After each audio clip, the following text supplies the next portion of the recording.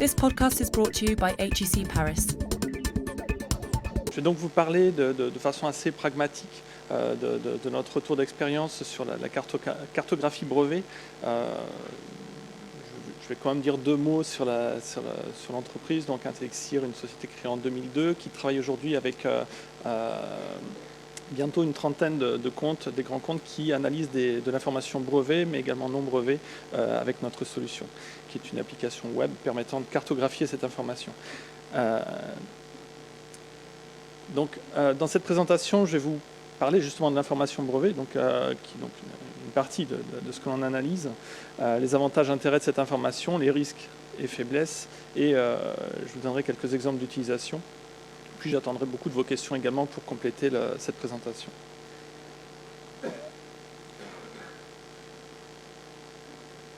Voilà. Donc l'information brevet, voici donc une première page de brevet, c'est ce qu'Intellixir se contente d'analyser dans un brevet, c'est-à-dire qu'on analyse vraiment la notice qui résume le brevet, c'est-à-dire le titre, le résumé, les revendications tout de même du brevet et toutes les métadonnées qui l'entourent, c'est-à-dire les noms des inventeurs, les noms des sociétés, etc. Donc je vous ai listé un petit peu ici toutes ces informations-là. Donc ce qui est intéressant dans ce type d'information, c'est justement cette structure et ces métadonnées clairement identifiées, qui vont donc ensuite permettre de créer des statistiques. Donc l'avantage principal de ce brevet, c'est que c'est une information validée par opposition à on va parler d'informations non structurées, d'informations web, d'informations informelles. Là, on a une information validée par les sociétés qui produisent ces innovations, par le temps qui est pris pour la rédaction, etc. On a affaire à une structure de documents stable, c'est-à-dire qu'on sait exactement où chercher le nom de l'auteur, le nom de la société, la date de publication du document. Là aussi, par opposition à un blog ou une page web où on cherche de façon plus approximative le nom de l'auteur, la date de publication, etc. Donc on a un certain confort à analyser ce type d'information. Cette information, on la collecte sur des serveurs qui archivent, qui stockent les brevets et qui mettent à disposition de leurs utilisateurs des interfaces riches, performantes pour collecter cette information. C'est-à-dire qu'on a affaire à des moteurs de recherche évolués qui vont permettre de faire des recherches très précises pour constituer des lots d'informations très pertinents qui correspondent bien à vos besoins et qu'ensuite on va pouvoir analyser. Évidemment, ça a une grande importance puisque comme pour tout outil, il faut mettre une donnée validée, intéressante, pertinente dedans si on veut avoir quelque chose de pertinent qui sorte de cet outil. Autre intérêt, c'est les nombreux services associés à cette information brevet. Tout ce qui est aspect juridique, les file history, ce sont un petit peu l'historique juridique du brevet. Quelles étapes juridiques il y a eu dans la vie du brevet, de façon à pouvoir justement établir une procédure juridique sur un brevet. De nombreux services de traduction permettent d'accéder à des informations dans des langues étrangères. Des choses comme l'indexation des brevets pour encoder les structures chimiques et faire des recherches là aussi précises sur les documents portant sur des structures chimiques. Tous ces services amènent une valeur très importante à cette information-là.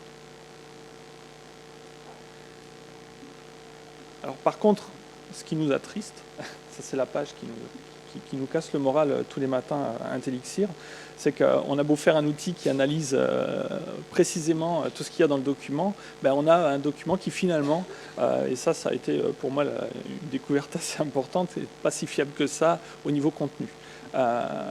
Première source de problème, ce sont les erreurs de saisie, de numérisation de documents.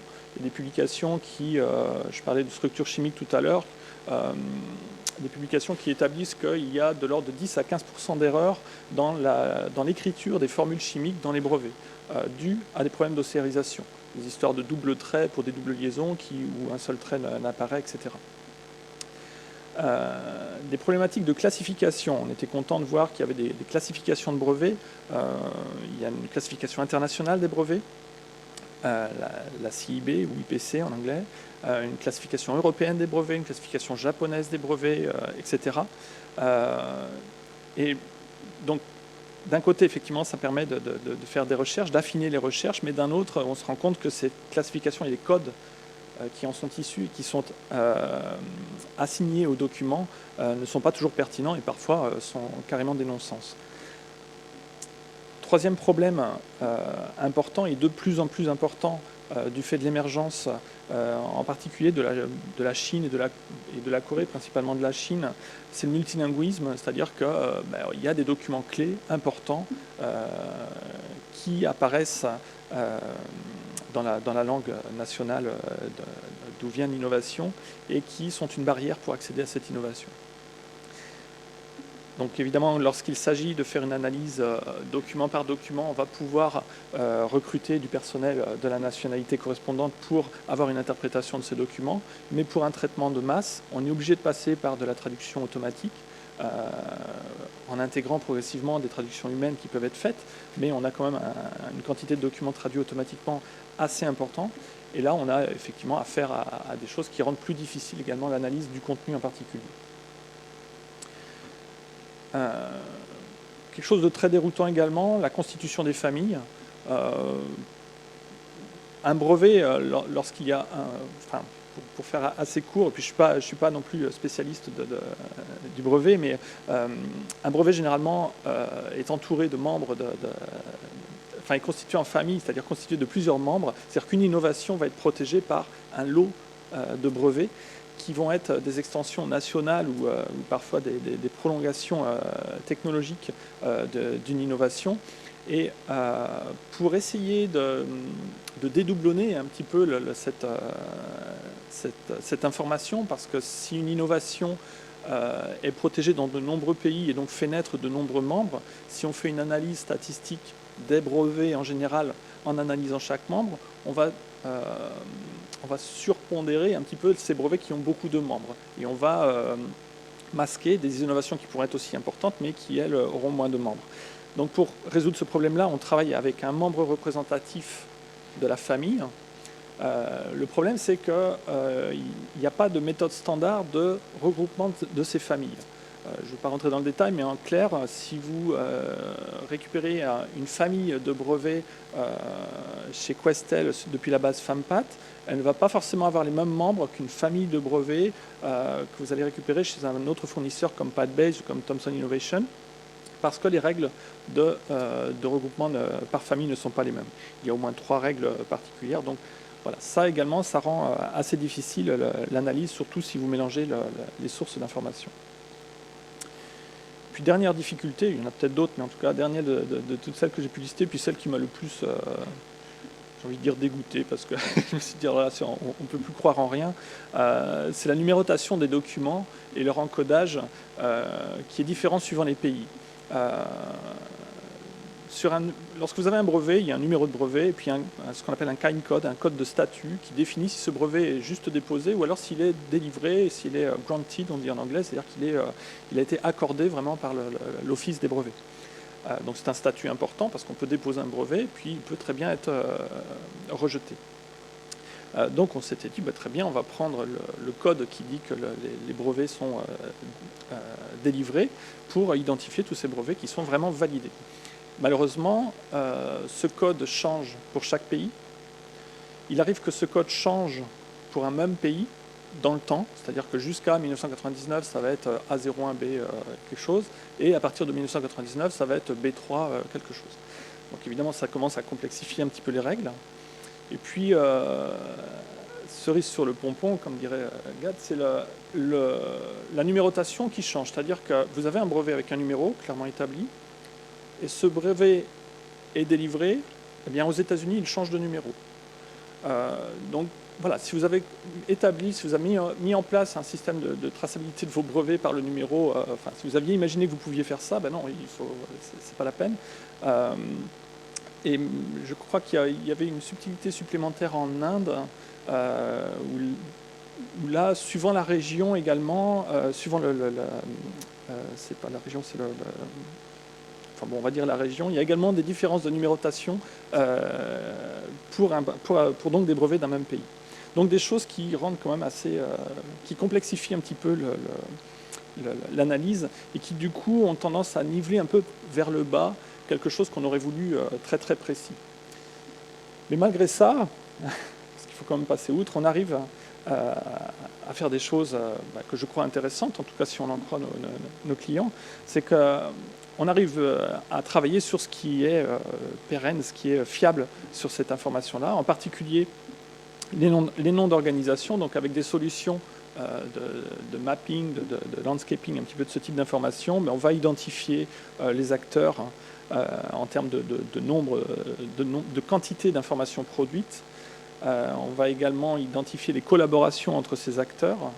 On va, en travaillant sur le temps, essayer de détecter également ceux qui accélèrent, ceux qui bougent plus rapidement que les autres dans cette masse d'acteurs, afin d'identifier sur une liste ici établie ceux qui émergent le plus fortement récemment. Ici, par exemple, je ne sais pas si on arrive à lire, mais on a une liste d'acteurs. Le dernier ici, c'est DSM. Et en fait, en facteur de croissance, c'est-à-dire en accélération sur une période des 3-4 dernières années, c'est cette société qui apparaît en 10e position qui, en fait, est la plus émergente dans la liste. Donc on peut faire des choses comme ça où on va croiser cette métadonnée-là, le nom des sociétés, avec le temps, ici avec les dates de publication en l'occurrence. On va également permettre à nos utilisateurs de catégoriser cette information, c'est-à-dire de regrouper les documents par sujet. Ici, quelque chose de très simple, ce sont dans le domaine de l'agroalimentaire, des documents qui parlent de différents aliments. Et on va pouvoir ici identifier les sociétés qui travaillent sur ces différents aliments. Donc derrière, on va travailler avec de simples requêtes booléennes qui vont permettre d'identifier ces documents qui parlent de différents produits. Et on va croiser ça avec les sociétés de façon à identifier quels sont les domaines de compétences des différentes sociétés, ce qui va permettre un peu d'identifier son marché. Donc là, pour établir un pont avec le sujet de la présentation précédente sur l'innovation, si on part sur un nouveau domaine, ça permet là d'identifier les acteurs en présence à qui on va avoir affaire si on va vers ça. Ou si on veut collaborer, ou si on veut aller plus vite, qui maîtrise déjà une certaine compétence et qui va donc être le candidat idéal pour établir une collaboration de façon à accélérer notre innovation. Ça, c'est un petit peu la même représentation, mais j'ai voulu la présenter parce que pour la petite histoire, en fait, on nous avait demandé de faire une carte de, je ne sais pas si vous connaissez ces cartes de golf qui représentent les brevets et qui montrent plein de petits points autour de mots. C'est une technologie qui est développée par Oreca, qui était une société qui a disparu, mais dont la technologie a été reprise par Thomson Innovation. Et on a voulu amener, nous, une réponse également à ce besoin-là de visualiser où étaient les acteurs autour de technologies. Et on a amené cette réponse-là qui est beaucoup moins jolie, mais qui a comme intérêt d'être pour nous plus vraie, dans le sens où la difficulté qu'il y a à représenter une carte, le rêve absolu surtout des gens qui sont loin des documents, c'est je suis une société lambda, j'ai un concurrent qui a 50 ou 100 000 familles de brevets, je veux voir tous ces brevets sur une slide, j'ai 10 minutes. Donc évidemment avec certains produits il est possible de le faire. La difficulté c'est qu'on va vouloir mettre sur le même document des mots qui disent de quoi parlent les documents et ces documents pour les situer. Et ensuite, on va pouvoir les allumer pour voir quels documents sont récents, quels documents sont anciens, quels documents viennent de telle société, quels documents viennent d'une autre. Le problème, c'est que si vous ne faites apparaître le document qu'une seule fois, un document qui parle ici, par exemple, à la fois de vitamines, de sucre et de chocolat, ou même de vitamines, de sucre et de fromage, il va peut-être se retrouver dans le chocolat. Parce qu'il ne peut apparaître qu'une fois, et la position médiane, ça va être le chocolat. Évidemment, l'information sera fausse. Donc la solution qu'on a essayé ici d'amener, c'est de faire figurer le document autant de fois que nécessaire. Et donc à chaque fois qu'un document parle de tel ou tel aliment, il apparaît dans la case correspondante. Donc le résultat, encore une fois, est moins joli, il fait moins rêver que certaines cartes, mais par contre, lorsqu'il y a un petit carré jaune qui apparaît dans un carré plus grand correspondant à un aliment, eh bien on sait que c'est DSM, et on sait que DSM a 2 documents sur les vitamines. Il n'y a pas d'approximation, on a un comptage assez précis. Alors je parle de ça, ça fait un petit encart également sur les problématiques d'innovation. Quand on est éditeur d'une solution et qu'on cherche également à innover, on a la problématique, un curseur à situer entre efficacité, vérité de l'information que l'on produit et esthétique. Et donc, voilà, là je dirais qu'on est un petit peu plus côté efficacité que peut-être que côté esthétique, bien qu'on a essayé quand même de faire des efforts. Mais c'est vraiment quelque chose d'important. Il ne faut pas ignorer l'esthétique quand même, parce que c'est ce qui va permettre de communiquer cette information à des personnes qui effectivement n'ont pas beaucoup de temps et qui doivent prendre des décisions rapidement.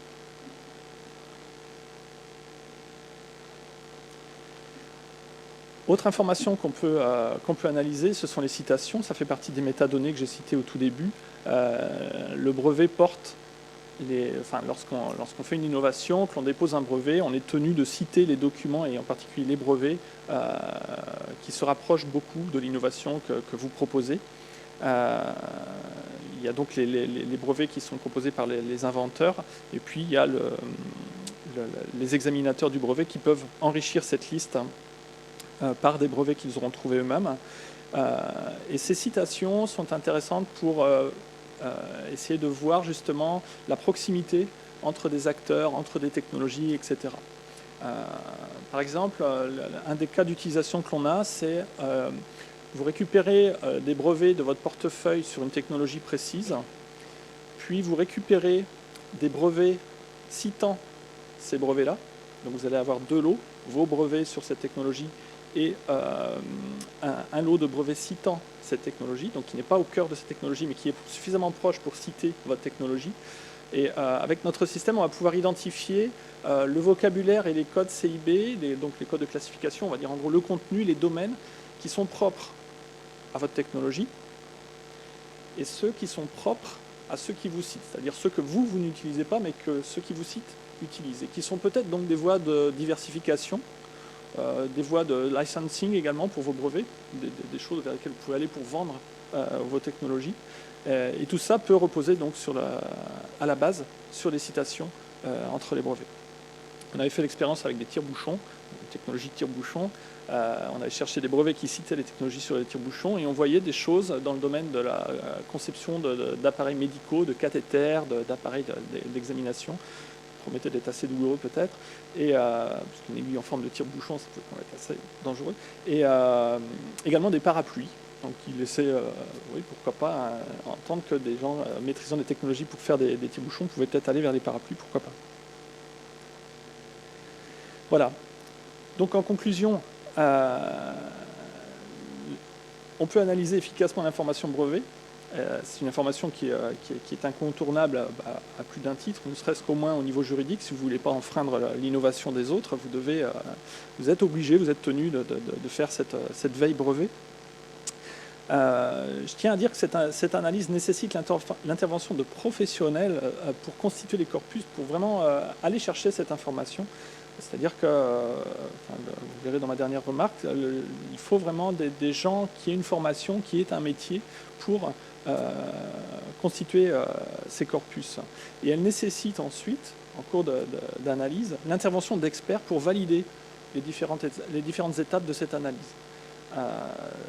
Pour orienter la thématique, déjà, mais également pour valider certains aspects, c'est-à-dire éviter de tirer des conclusions qui pourraient être triviales ou complètement à côté ou absurdes si on veut faire quelque chose d'efficace.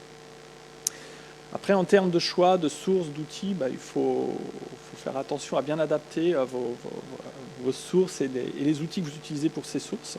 Il y a de tout sur le marché, il y a des choses, et à chaque fois, qui peuvent être adaptées aux besoins, c'est-à-dire qu'il y a des choses gratuites ou peu onéreuses, et puis il y a des solutions beaucoup plus coûteuses, mais à valeur ajoutée supérieure évidemment. Il est important parfois que le couple source et outils soit correctement adapté. Et donc ma dernière remarque, c'est attention aux outils magiques. C'est justement des outils un peu où je mets tout un tas de documents, j'appuie sur un bouton, j'ai une carte. C'est vrai que c'est quelque chose qui à nous fait toujours peur parce que c'est très séduisant et on a du mal à convaincre que ce qui est affiché, il faut être dubitatif sur le contenu. Mais voilà, donc c'est pour ça que je highlight un petit peu cette partie. Voilà, je vous remercie, je suis à votre disposition si vous avez des questions. Merci Jean-Michel.